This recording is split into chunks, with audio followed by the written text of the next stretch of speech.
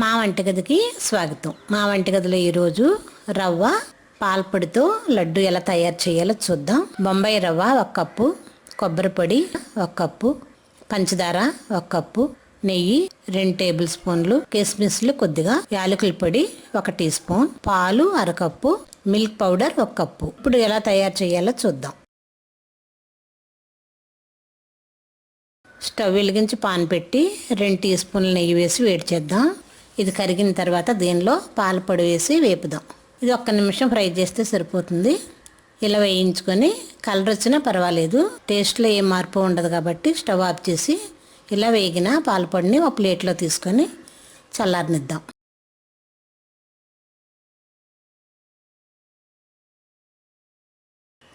ఇప్పుడు అదే పాన్ పెట్టి నెయ్యి వేద్దాం. ఈ నేతిలో 1 కప్పు రవ్వ వేసి దోరగా వేయించుకుందాం. చిన్న మంట మీద వేయించాలి, లేదంటే రవ్వ మాడిపోతుంది. ఇప్పుడు ఇలా వేగిన ఈ రవ్వలో 1/2 కప్పు కొబ్బరి పొడి వేసి 1 నిమిషం వేయించుకుందాం.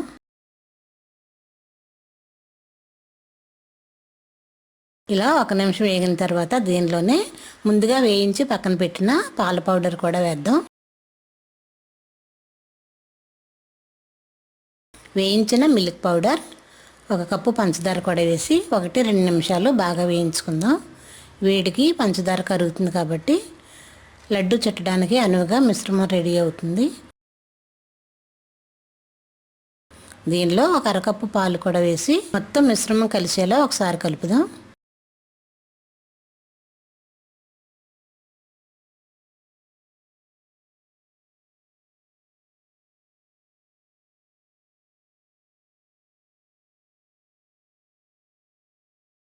ఇప్పుడు దీనిలోనే 1 లేదా 2 టీ స్పూన్లు యాలకుల పొడి కూడా వేసి ఒకసారి కలిపి స్టవ్ ఆఫ్ చేసుకుందాం.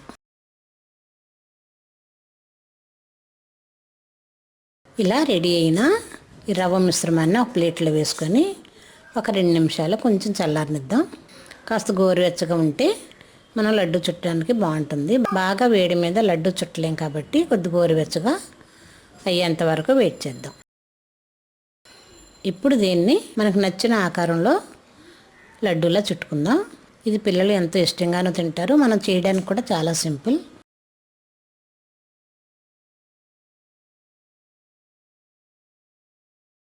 లడ్డూలా చుట్టుకొని ఒక్కొక్క లడ్డూలోనూ 1 కిస్మిస్ పెట్టి అలంకరించి సర్వ్ చేద్దాం. ఈ క్రిస్మస్ సందర్భంగా స్వీట్స్ చేస్తారు కదా, దాంతోపాటు ఈ రెసిపీ కూడా చేసి మీ కుటుంబ సభ్యులు సంతోషపరుస్తారని ఆశిస్తాను. మా వంటగదిలో రవ్వ, కోకోనట్ పౌడర్, మిల్క్ పౌడర్తో లడ్డు రెడీ. మరిన్ని వంటల కోసం మా వంటగదిని సబ్స్క్రైబ్ కాగలరు. ధన్యవాదములు.